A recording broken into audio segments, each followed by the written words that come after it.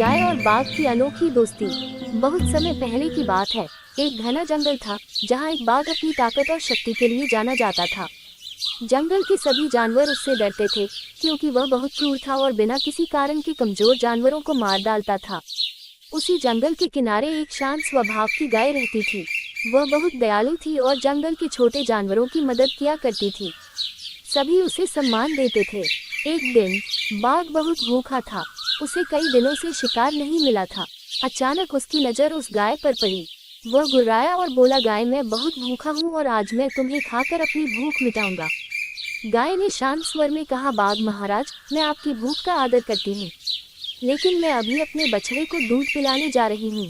यदि आप मुझे जाने दें तो मैं वादा करती हूँ कि अपने बछड़े को दूध पिलाकर वापस आ जाऊंगी। तब आप जो चाहें कर सकते हैं। बाघ पहले तो हंसा, लेकिन फिर सोचने लगा, ये गाय झूठ बोल रही होगी, ये वापस नहीं आएगी। लेकिन गाय की आंखों में सच्चाई थी, इसलिए उसने उसे जाने दिया। गाय अपने बछड़े के पास गई, उसे प्यार से दूध पिलाया और फिर बाघ से किया अपना वादा निभाने जंगल की ओर चल पड़ी। रास्ते में जंगल के अन्य जानवरों ने उसे रोका और कहा, गाय बहन, तुम क्यों वापस जा रही हो? बाघ तुम्हें खा जाएगा। गाय ने मुस्कुराकर कहा, मैंने वादा किया है और मुझे अपना वादा निभाना चाहिए। जब गाय बाघ के पास पहुंची तो बाघ आश्चर्यचकित रह गया। उसने सोचा था कि गाय भाग जाएगी, लेकिन वह अपने वचन के अनुसार लौट आई थी।